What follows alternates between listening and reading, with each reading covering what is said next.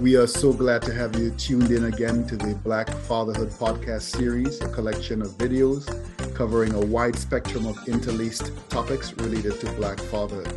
As always, I am Dr. Alvin Thomas, Assistant Professor in the School of Human Ecology at the University of Wisconsin-Madison. In one of our previous episodes on mental health, I shared some staggering statistics that I wanted to share here again, because I think it provides a really good context and background for our discussion today. Black Americans make up 13% of the US population. And of that, over 16% report experiencing some form of mental difficulty over the past year. Yet only a very small group of that, more than 7 million people, have access to the services to help them navigate these mental health challenges.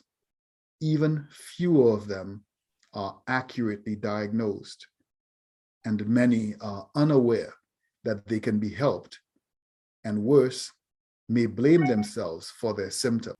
Where and how do Black fathers find this appropriate mental health services? And are there services that take into account the cultural experiences of Black fathers in America? Today, we are here with our guest to expand the conversation on the mental health of Black fathers by exploring the idea of seeking and accessing help. Our goal with the Black Fatherhood podcast series is to educate, validate, and elevate Black fathers.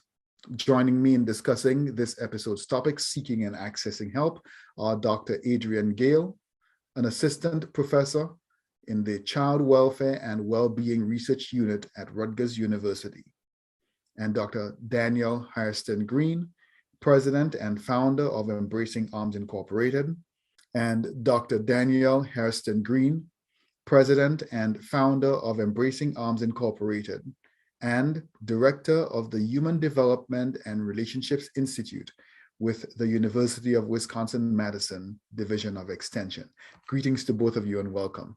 Thank you both for joining us. I would like each of you to take a moment or two, maybe about 2 minutes, to tell us briefly about the work that you do, but also how that work has specific relevance to Black fathers. Maybe Adrian, you can go first, and Danielle, you can follow up. Sure. Thank you, Alvin, for inviting me. Again, my name is Adrian Gale. I'm an assistant professor in the School of Social Work at Rutgers University. I come to this particular discussion on Black fathers as a Black father myself. I have 2 daughters, a 6-year-old and a 3-year-old.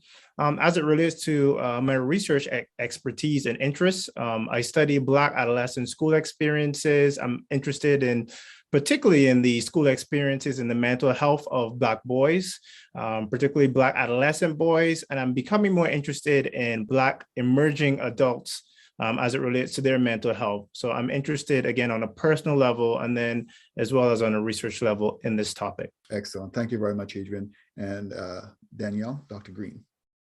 Hello, Danielle Hairston-Green. I am also a parent of 3 amazing adults, 2 of which are men raising children. One had been a stay-at-home father for about 4 years, caring for his feral young boys and daughter. And as a young mother myself, became a mom at 17, I found great interest in trying to understand the plight of Black men and their in the way the society kind of embraces their fatherhood and their masculinity.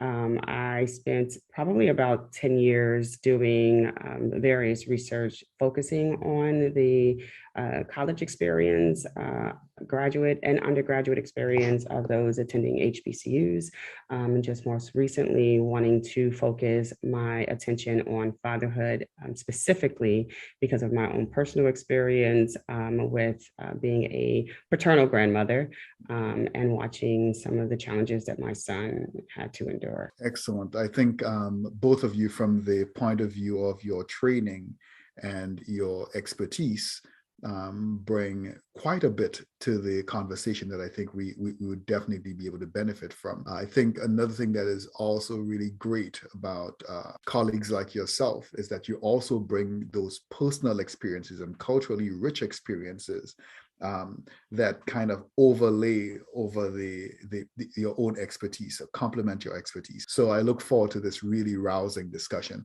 and we'll jump right into it actually.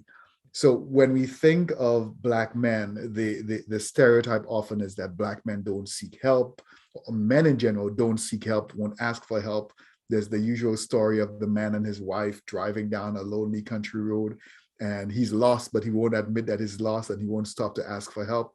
And so when we think of Black men, so the additional layer of race on top of that masculinity, how does masculinity and that hypermasculinity that we might see in some Black men influence one's decision to seek or to want to seek help in times of crisis? And I'll lob that one at you first, Adrian, Dr. Gale, and then we'll have Dr. Hairston-Green follow up on that. So how does masculinity influence one's decision to seek help or to not seek help in times of crisis?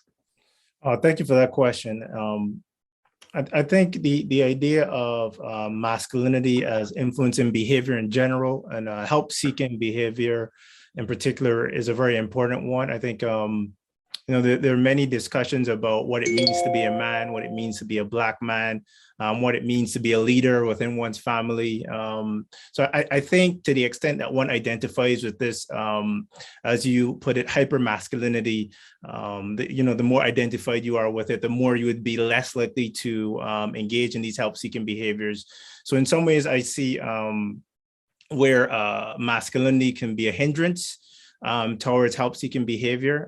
But in my own personal experience, I identify as someone who is traditionally masculine growing up in the Caribbean. I see the role as father and leader of the family is a very important one. So I've always felt that I needed to be at my best to be a good father and to be a good leader within my home. So in terms of, seeking help for me isn't necessarily a weakness, but it's a way to make sure that I'm strong enough to carry the load.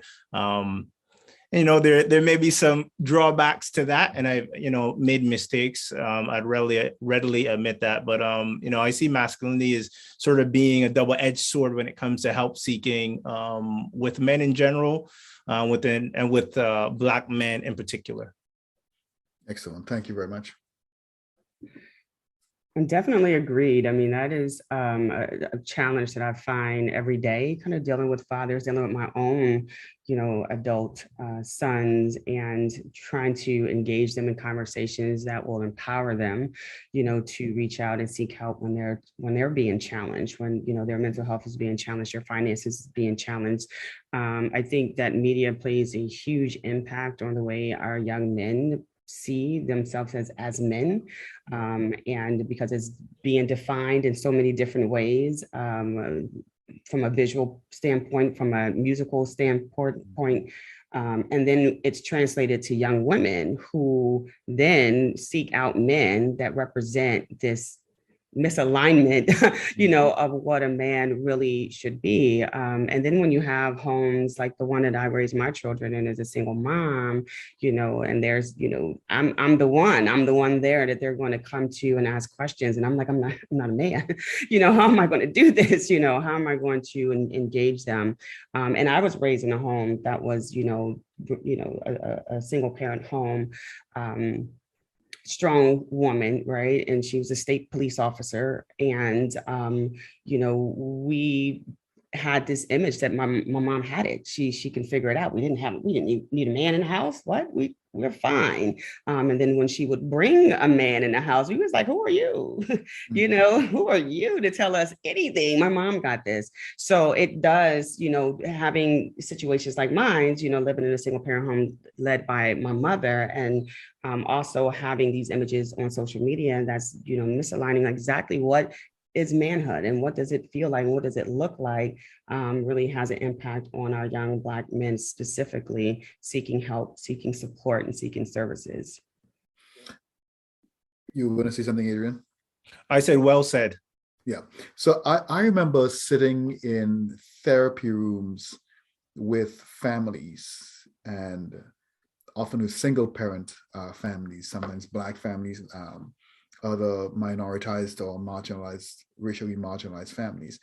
And I always wondered where people got the strength from to, as a parent, to be able to bring your kid into a therapy room to a stranger, and by engaging in that action, saying, here is something that's going wrong with my child, and I don't have the skills to deal with it.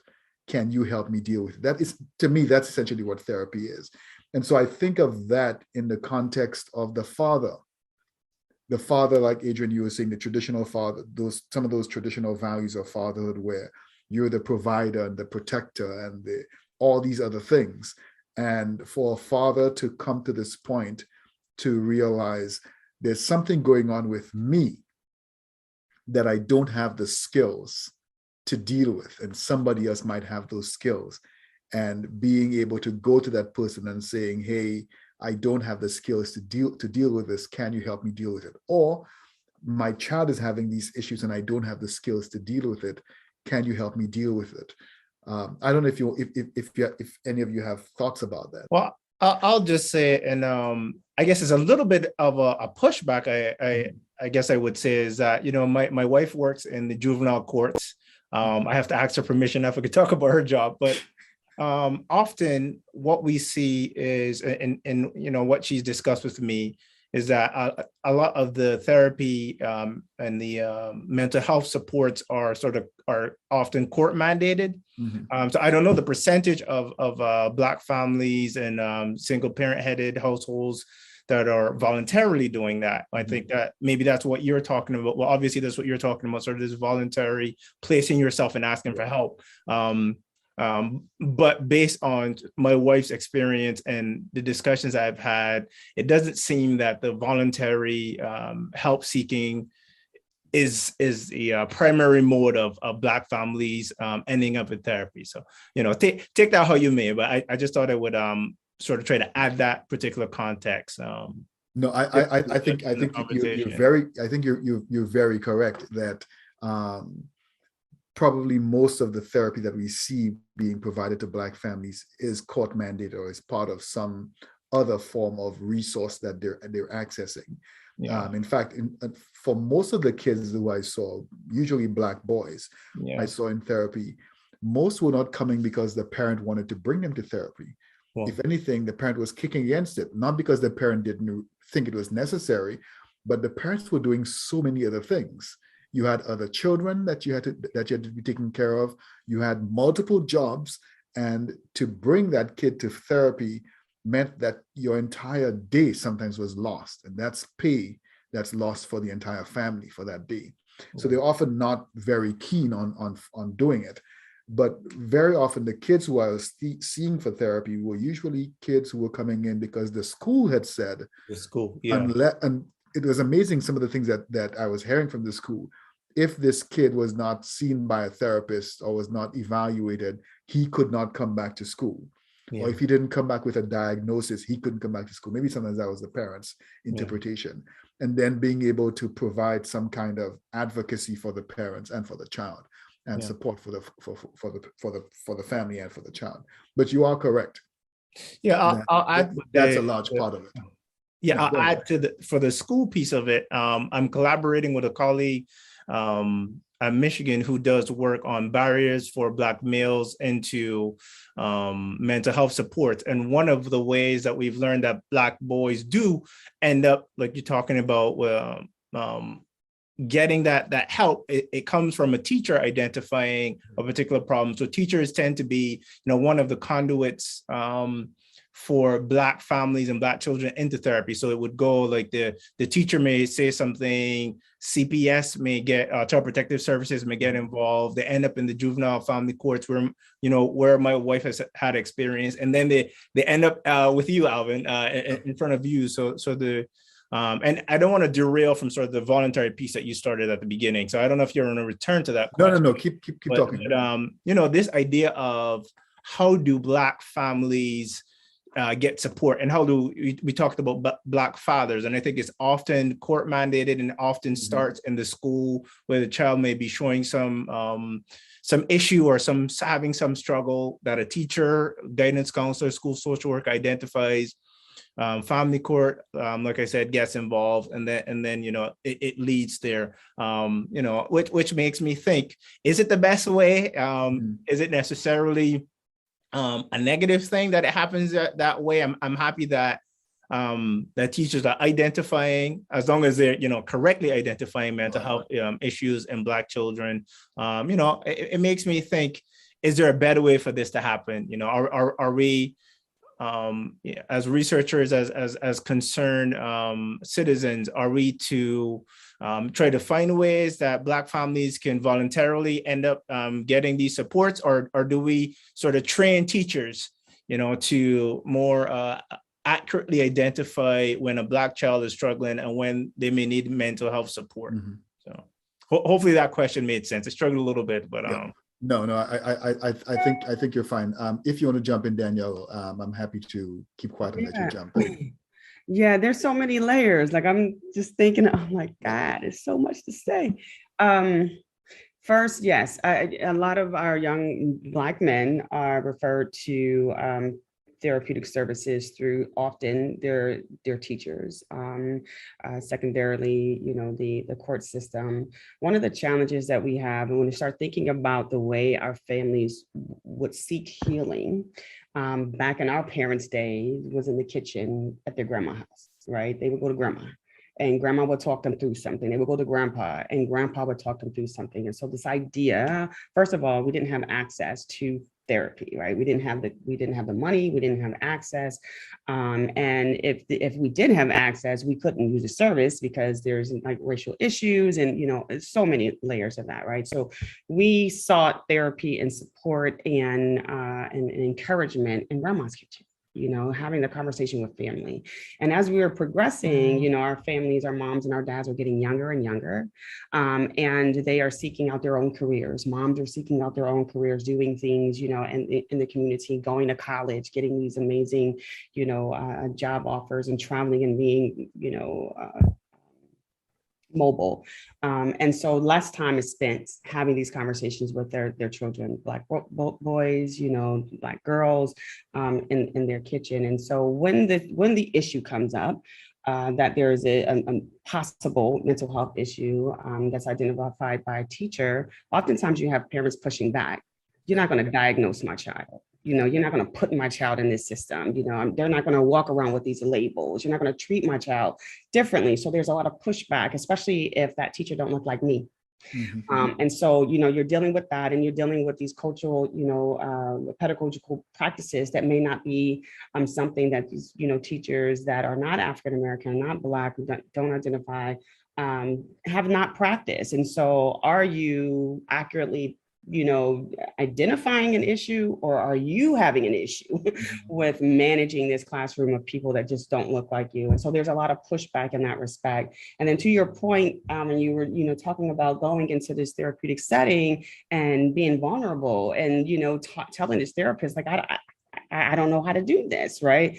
I think that I speak for myself as a Black mother, I would probably feel more empowered and encouraged to do that if it was a therapist that looked like me and understood my journey, if it was a Black woman or maybe a Black man. And when my son was needing therapeutic support, I sought out Black therapists, and it was very few and far in between. And I would have to travel 4 hours, to the closest, therapist. And so you're talking about your time, you're talking about, your day, getting home at night, like balancing all of that. And so then we go back into the home. So it kind of full circle, and we'll try to provide the therapy for our kids. We try to, provide the good self-talk, and surround them with, the right people. But, I think just over time, generationally, we have kind of groomed ourselves to believe that the therapy don't work if they don't look like us, if they don't understand our, our journey, if they don't understand our culture, and we can go to grandma, to get us, the support and the help that we need. So it's just so many pieces, involved in that. And so I was writing notes and I just lost it a little bit. So we've talked about all of these different pieces, and we haven't even talked about issues around access. Yeah. So let's say there's a father who thinks, you know what, I'm feeling this kind of way, either anxious or nervous or depressed. I need to talk to somebody. What does my insurance look like? Can I access it via my insurance? What does my job provide that kind of service for me to be able to access it? Would my job allow me the space to be able to engage some of those services? Right. So you have all of these other issues related to access. Can I find a service provider, like you were saying, Danielle, who looks like me, who might be able to culturally adapt the treatments to my specific cultural practices? Can I find a service provider near me? So all of those different issues, I think, come into play. But I think I was hearing from both yourself and Dr. Gale about Grandma's Kitchen, the court-mandated services. Where do fathers typically seek support and find support for their own well-being? I can share just from my perspective that what I've noticed is that the fathers will seek each other out. If there's respect, and the relationship is strong, they'll seek each other out to support. And sometimes in those spaces, each one of them are broken, right? Each one of them are struggling, and they're providing therapy for their friend, and they're challenged themselves. But it's almost like talk therapy. Like, if I can talk my friend through this, maybe it would also help me. So I find that a lot of our young men will kind of turn towards their friends. And if they don't turn towards their friends, the people that they trust in those tight circles, they won't seek it at all. They won't seek it at all. And so other things come into place, to help to heal their wounds, so to speak. It could be drinking, it could be just doing negative things. Who knows, what the list can kind of go on, but they typically will try to seek it out in their confines of their very close circles. If they are grounded in their faith, they may go to their churches. If they are employed, they may go to, an employee assistance program. But we know that there's employee assistance programs all over the country. And most people that actually seek out things like the wellness program are people who are already well, right? Mm-hmm. And those people who really need it are like, I don't trust this. HR folks don't look like me. Will they share my business, right, with other people? And so it makes it difficult for them to seek out. And will I look weak, right? I'm supposed to be a man. I'm supposed to be strong. I'm supposed to be able to handle these things. Will I would look weak to my employer if I tell them I'm having a mental health breakdown and I need, support? So those are some challenges that I find, but I do see that many of the young people that I speak to will seek each other out, but each one of them all need support. Yeah. Just to echo what Dr. Hairston has said, fathers seek out other fathers, men tend to seek out other men. In my experience, I've seen, particularly on social media, for example, I'm part of a Black Fathers group on social media, which was on Facebook, which was, what's the word I'm looking for? It was shown on, I think, NBC, mm-hmm. Where the fathers talked about the group. Right now, it's almost 100,000, I believe, strong. The dad gang?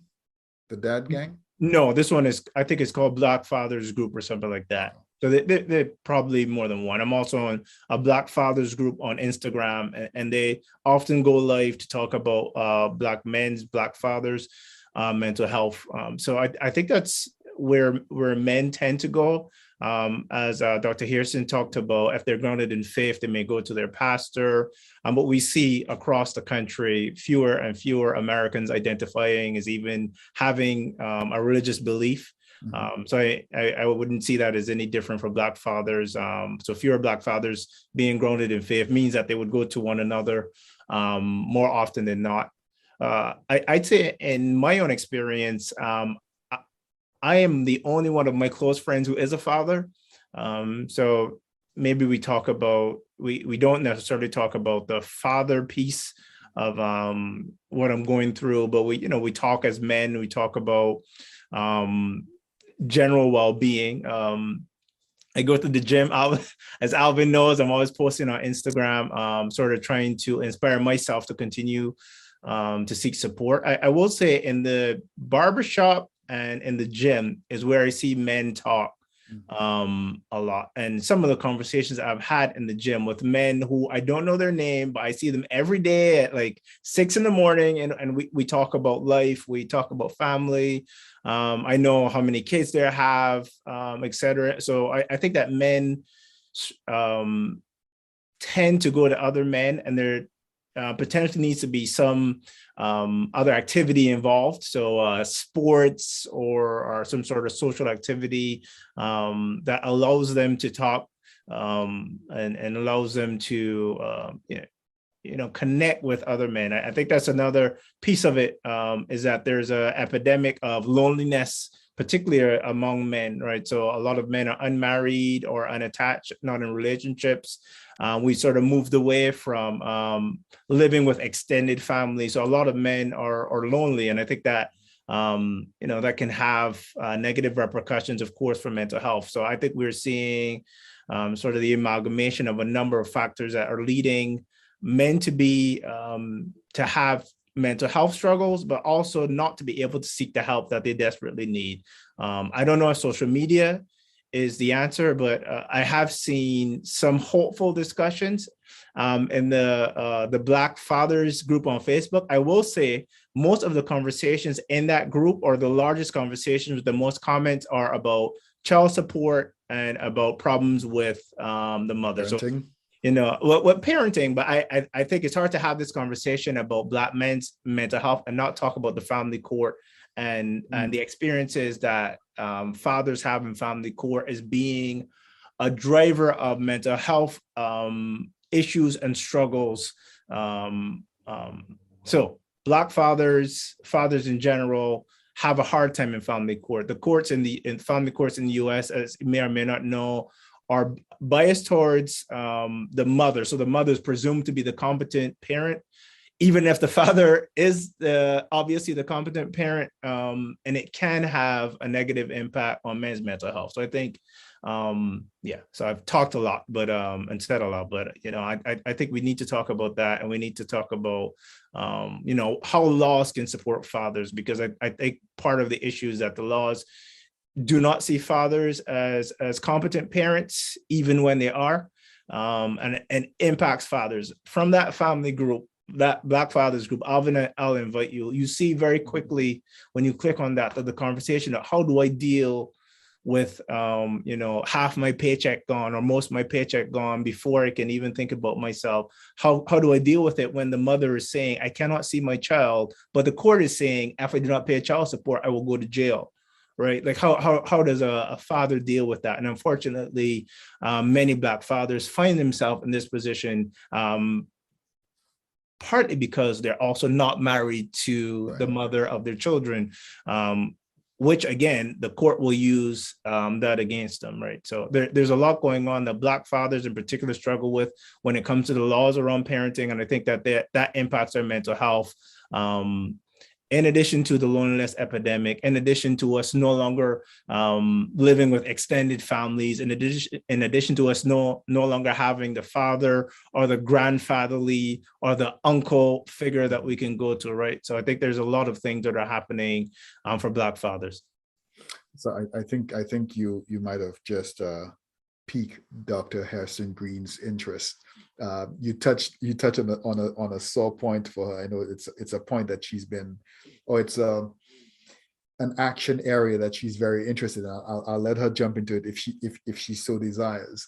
But it's interesting when you start talking about Black fathers' mental health that you suddenly realize it's not just an issue of whether or not Black fathers want to seek help. There's so many other ripple effects from other issues that are kind of coming into play and kind of shaking. And the image I kept getting as you were talking about where it is that these Black fathers are finding help or seeking help, they're finding it among themselves. They're creating these small spaces. And I kind of got this image of the wounded soldier who's supporting his friend, who's also supporting another friend. And so they're each wounded in a different way. One soldier might have an eye that's damaged, And so he can only see with one eye, but the other one has a leg that's damaged. And so the one with the one eye and two strong legs can support the one with the one leg and two strong eyes. And the other one who has a different issue can come in and support in one way while receiving support in a different way. So that's what I kind of, that's the image I got. And it kind of reflects the reality that we saw in a study that we just completed in Milwaukee, Wisconsin, where we were talking with Black fathers, new and expectant Black fathers, who were saying, we don't know where these resources are, the resources to help us figure out what this fatherhood thing is going to be like, to help prepare us for what fatherhood is about to be, this thing that we're going into. How, like, there's all these support services for Black women, few, but they exist. And there's very few, if any, for Black men.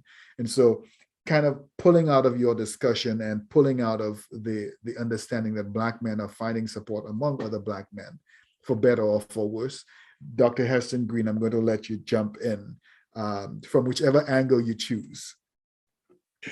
Yeah. I was a young mom, as I mentioned earlier. And so it's always been really important for me to get it right, because it was all, it was expected that because I was so young, you would get it wrong. And boy, oh boy, you had a boy as well. Yeah, you're going to really get it wrong because you're young, you're Black, you're poor, and you have a young Black man that you are now responsible for raising. And so that was challenging. And it was always this pursuit to prove everyone wrong. I wanted to be the best mom. I wanted to be, my son's friend. I wanted to be his confidant. I wanted to be everything, for him, so I can prove the system wrong.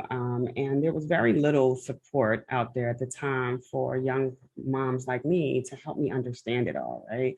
I had a mom that was raising us, but she was a state trooper, so she wasn't around. She was working and not as accessible as I would otherwise, wanted to have her be accessible. But there was very little support services, to help me understand motherhood just in general. And so as I was progressing in parenting and doing, as well as I can and having more kids, and trying it again better the second time. And, I got it really, really right the third time,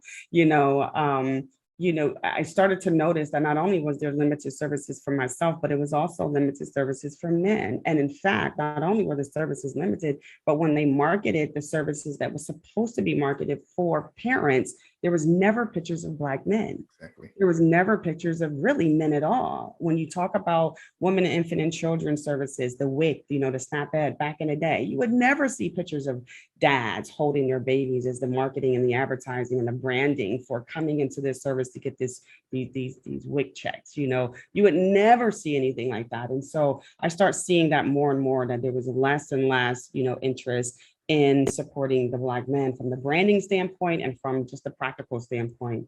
Then I start noticing that when I would go to my kids' dad would take them to events, and would be in the stands, waiting for my kids to finish their sporting events or, whatever's going on. It was almost inevitable that someone would say, "Where's your mom?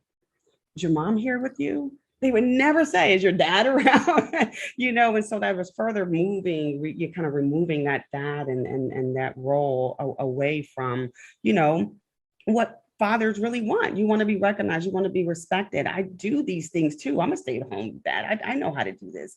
And so as I became a paternal grandmother and started watching my son's journey through parenting and challenges when the relationship would end and, just getting custody and all of those things, I started to realize how the system is designed to do exactly what the system is designed to do.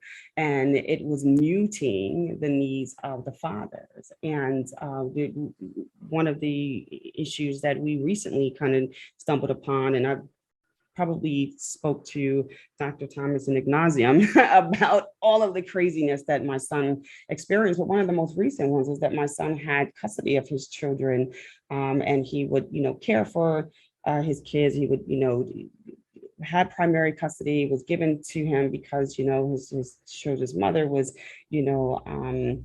dealing with a drug issue, and she wouldn't get tested so that she can get her rights back. It was just crazy. And so his wife, my son's wife, just is in the military, and she was being stationed in Japan. And so they were preparing to go to Japan. This is 4 years, after he had primary custody. He was a stay-at-home dad. They was ready. They sold everything. They're leaving, about to get on a plane and go. And the system told him, no, we won't allow you to take the kids out of the country, or because the mom decided she wants to be a mom now, so you got to stay. And so when I think about how the system would have treated a man in that case, it broke my heart, because I know for a fact that if the shoe was on the other foot, they would have approved for that travel. They would have allowed the mother to go ahead and leave and go, this is her. And my son was heartbroken. So his wife had to leave, go to Japan without him. And he had to stay in the States, because he didn't want to leave his boys. He didn't want to, and so those are some of the issues that, he was dealing with. There was an issue with him trying to get services for his kid. He had to prove to the service providers that he was the father. But nobody asked him to prove when they started taking child support from his paycheck. No one asked him to prove that he was the dad. They started taking the child support, and he was okay with it because it was his kid. But when he got custody and wanted to get services, then they was like, yeah, you need to prove that you're the child's father. And it was just like domino effect. And so when he tried to seek out support, like, I need help, talk to me, help me. I don't even know what my rights are. I want to fight this. And, there was always, well, $5,000 retainer, I can be your attorney, I can advocate for you. But he didn't have access to that, as well. So, it's been a journey, for my son. It's been a journey for other Black men that look like him, that's been dealing with the same thing. And it's just a reminder that the services aren't there. The system is designed to do exactly what the system is designed to do. And it seems like he has to work harder to prove that he's a good dad. And in our case, less hard for his children's mother to prove that she would be a good mom. It's just assumed, that she's going to be a good mom. And it's been a challenge. And I'm a mom, so I advocate for moms, but I also am a paternal grandmother. So I see the wounds from the battle that, he had to fight over the past 4 years. So go ahead, Adrian. No, I just said, wow, it's difficult to hear, and it unfortunately lines up with so many experiences that I've read about in this Black Fathers group on Facebook. Again, my wife's experiences working in family court. Often fathers are assumed incompetent. I could give one anecdote from a story that was in the news where the mother ends up ending the children's lives, and the father had said from the beginning, there's something like she has a mental health issue. She has a serious mental health issue, but the court refused to place the children with the father, and that's where we ended up. So it's something that the laws need to change. The laws are antiquated. They're from a time where mothers were primary caregivers and fathers were less involved. And we know that's not where we are right now as a society. And the laws, as so many laws in this country, take so long to change, to catch up to the reality of what's happening, and that fathers, as Dr. Hairston-Green said, are stay-at-home fathers, that fathers can be primary caregivers, and they often are, The assumption is that for fathers who don't live in the home, not the assumption, but the reality is that it's even worse for fathers who don't share primary residence or share the same home as the child and the mother of the child. And the assumption is that those fathers, because they don't live in the home, they're not involved and they're not interested. We had another conversation with Dr. Ronald Mincy, and he talked quite a bit about the origins of the child support payments and that whole welfare institution, and talked about how it was directly related and has grown to be directly related to some of the injustices that we see among Black families and in Black for Black fathers, and how it does not reflect the reality and the culture of Black families. So, for instance, Black fathers are Black families are less likely to use the child support payment space. They're more likely to say, you know what, you just let me know what you need and I'll drop it off. Yeah, we're not together, but I'll drop off some money every month to make sure my kids are taken care of, and I'll stop by to see. And that money is not reported to the child support agency. So 15 years down the line, if things get really horrible, the mother can decide to say, you know what, he's never supported the child. And because there is no legal record of those payments being made, doesn't matter what the father says, he's treated as a deadbeat. And so in the statistics, we keep hearing that these Black dads are deadbeats because they're not paying any child support payments because nothing is recorded. But that is not the reality in the ground for many. Now, this is not saying that there aren't some dads who are deadbeats, who just walk out on the family and never show up. But that is not the reality for the majority of families. In fact, in a recent study we just completed, we had some focus groups done, and part of the focus groups, one of the fathers was talking about a baby girl that he just had. And he was pretty sure that she was probably about a year old at this point, and he had never seen her. He just heard from a friend that his former girlfriend was pregnant just after he broke up with her, and he knew that he was the only one who had been with her. And she had a baby, moved out of the state, never told him. There's no connection. No, if he calls, and to know that you have a child and to want to actively be part of that child's life and not have access.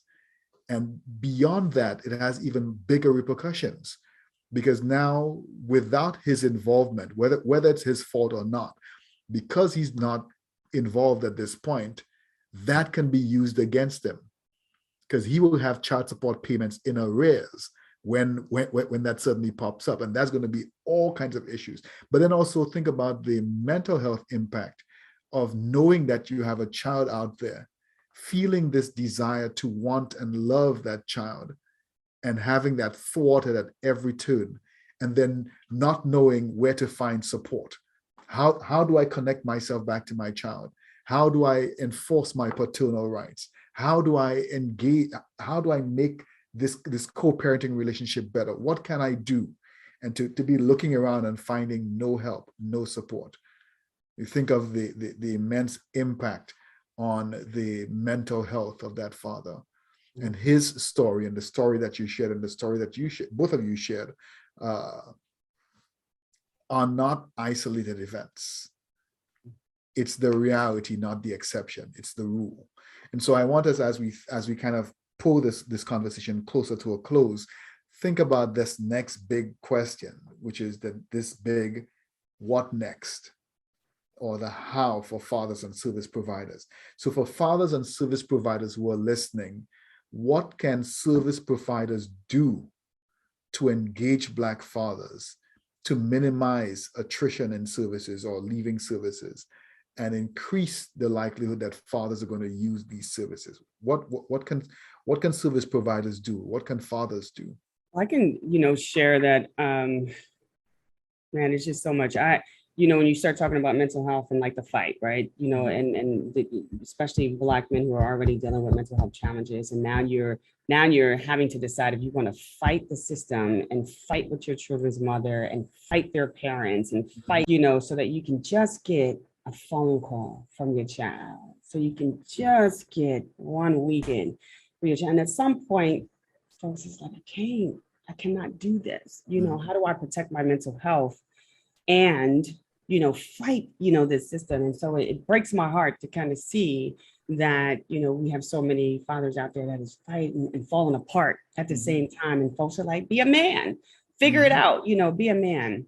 And so one of the things that I want to challenge the service providers that are providing services for parenting, right? across the country, there are many services that are out there for parenting. I want to challenge them to look at their services, look at how they're marketing and branding their services, look at their vision and their objectives and their goals for, implementing those services in their counties and their communities, in the neighborhoods, and determine how are you making a true impact on both the parents, not just the mother, not just the grandparent who's raising their grandchildren, but the father as well. And really helping these fathers become stronger advocates for their health, for their education, for their safety in the community, and be stronger, parents for their children. So looking at the services that you provide, strategically, and determining, are you really making the impact that you say that you're going to be making for both mother and father, not just mom, and then start rethinking the way you're branding it, the way you're marketing it, the language that you're using that could potentially push fathers away from even pursuing, your services, because, it is a game, it is a language game, it is a visual game. Like, what are you doing to make sure that fathers feel like you're talking to them when you're advertising, the services that you have? And I also want to, say for fathers to stay connected with, them with other men who are doing good work out in the community to engage fathers, engage Black men in general, not just fathers. Like, can stay engaged with them. If you are, grounded in your faith, stay engaged in that space that makes you feel safe and comfortable, and not be afraid to have that conversation, with those that, could support you in a way that you may not have even imagined could support you, and not be afraid to say what it is. Like, voice your opinion, talk about how you're feeling about parenting, talk about how you're feeling about your mental health and access to your children. Like, continue to have the conversation over and over again. If you're not having a conversation with a person, have it with yourself. Write that information down, journal it, whatever you need to do so that you can get that conversation out and not hold it in. So just having our service providers just rethink the work that they're doing, how they're doing it, and the impact that they're really having on both parents, and then encouraging fathers to stay connected and communicate, and just stay in a space where they are letting people know that they are here, and they do good work, and they love their children, and they want to be recognized and respected. Excellent. Thank you very much.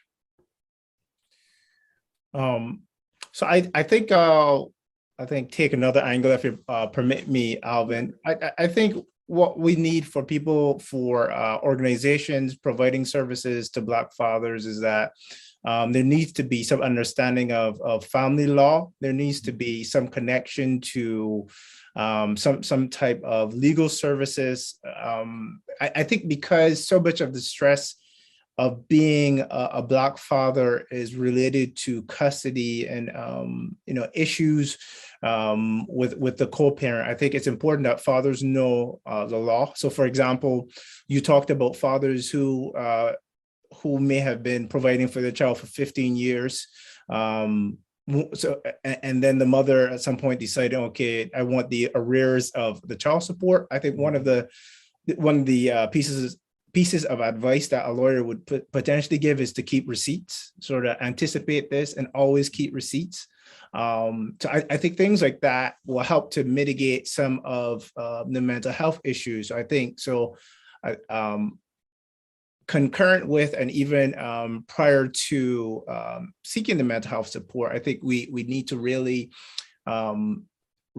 I don't know if reimagine is the word, but think about what it would mean to help to shield Black fathers from having to endure some of these custody issues, and to protect themselves, because even though you don't want to see the co-parent relationship as inherently adversarial, because of the disadvantage that you may have in the family court system, it's important that we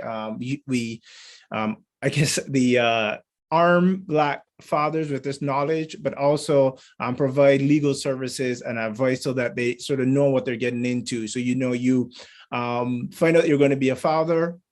You're not married to the child's mother, or maybe the relationship, or it wasn't a relationship, right? When she became pregnant, what services do expectant fathers have that allow them to know their legal rights as a parent? As soon as their name goes on the birth certificate, Unfortunately, the law is against them in this country. As soon as your name goes on that birth certificate, and in some states, you don't even need to be present, for the law to work against you. So I think anticipating that, and again, it's difficult to say this because I don't want to propose it as some sort of inherently adversarial relationship with the co-parent. But the law is structured in such a way that it can be so quickly, right? So I think trying to arm Black men and Black fathers with that information, and then everything that Dr. Hairston-Green said, I agree with from the mental health side, and seeking out support, staying connected. You talked about even having these sort of internal conversations with yourself, always reflecting on your feelings. I also would add the Facebook group has taught me a lot. The Black men's Facebook group, and seeing that, and I think the men in the group see it as well. I'm not going through custody issues, but you can see in the comments that there's a lot of learning and teaching that's happening in the comments with fathers who may be expectant fathers, right? And they're talking to a father who's a father of a 15-year-old who has paid 15 years of child support. And they're hearing, well, oh, you're in this place? Well, these are the laws. You're in this place? Here's a lawyer, that you could talk to who will work pro bono for you. I think it's really important that we, again, equip Black men, Black fathers, expectant Black fathers to deal with the reality of the laws, protect their mental health, of course, but, be prepared for sort of the battles that may occur. Thank you. Thank you both. It's not surprising to me that in a conversation about mental health of Black men, that conversation very quickly goes over to Black men's interaction with systems, because at the end of the day, that's what usually sits at the core of Black men's mental health issues. It's how the system chooses to interact with them, and in this case, it's the child support system, it's the child welfare systems, and the inequitable treatment that Black men often receive at the hands of these systems. But as we think about how systems beyond those legal systems, we think of schools, for instance, how schools work and don't work with fathers, how therapy spaces and physical care spaces, medical doctor spaces work and don't work with fathers. I think kind of listening to the conversation, the things that I pull away from this are for these institutions to learn fathers' names and use it. Know who the father is and know his name, know his real name and use it. Contact him directly. So don't contact him through the mother or through the child's mother or through somebody else. Call him directly, like a man. Celebrate the fact that he is a full human being with full autonomy and treat him like an adult. Contact him like a man. Assume that fathers are interested and that they want to be involved, as opposed to, I'm going to call this dad. And just the way you start thinking about it, there's an expectation that dad will be combative or dad will not want to be involved. And because of that expectation, we have this self-fulfilling prophecy. Everything we do, from our tone of voice to the way the room is set up, to the way we dress, to the way we use our body, everything tells the dad that this is combative. And so he responds in this combative way because you have a trained professional approaching me in a combative way. I may not have the skills to do the mental judo or gymnastics to adjust for this trained mental health professional or professional. It's the professional's responsibility to do the gymnastics for me or around me to bring me in. So if our providers could assume that fathers are interested and that they want to be involved, that would go a long way. For fathers specifically, recognize that your emotions are normal human feelings. Don't deny them. In the same way that your anger is a real emotion and it's a valid emotion, your sadness is a real emotion, it's a valid emotion. Your loneliness, you're feeling afraid, you're feeling scared, you're feeling confused, you're feeling overwhelmed and burdened. All of those are real human emotions and are valid. Whether you are male or female, they are valid. Find other dads and other resources. They're available either in your community, and now social media and the internet is giving us access to resources outside of our community to connect with people who have similar experiences. Of course, you're taking the experiences with a grain of salt, but you're also be able to find a space to, at the very least, to share, to vent, and maybe to find some support for yourself. And I would close by saying to fathers, your kids, your children need you. Your children need you. They want you. They want to have you around. They want to interact with you. And they will continue to need you for a very long time. So do everything that you can to make sure that you are there for them, not just today and tomorrow, but you're there for them when they turn 30 and 40, when you are 60 and 70. So live to 60 and 70.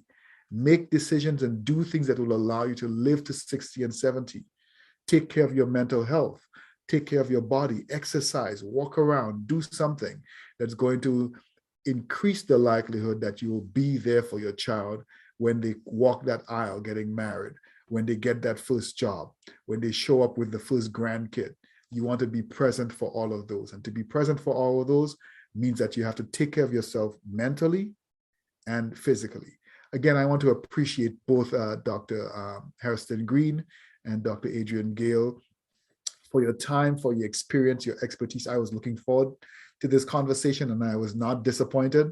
It was exactly as I expected, a nice, rousing conversation. So thank you very much for helping us do this work of centering Black men as people first, as human beings who have their own stories, their own experiences, their own vulnerabilities and weaknesses, and not running away from those vulnerabilities or weaknesses. The stories of fathers are often told from deficit lenses, especially Black fathers, and your work and your sharing today has shed this positive light on Black fathers. So thank you very much. And to our viewers and our listeners, we look forward to having you again at the next episode of the Black Fatherhood Podcast series. Have a great day. Thank you for listening to the Black Fatherhood Podcast with Dr. Alvin Thomas. If you enjoyed this episode, please share it with your friends on social media or post a review online. Thanks again for being part of the conversation.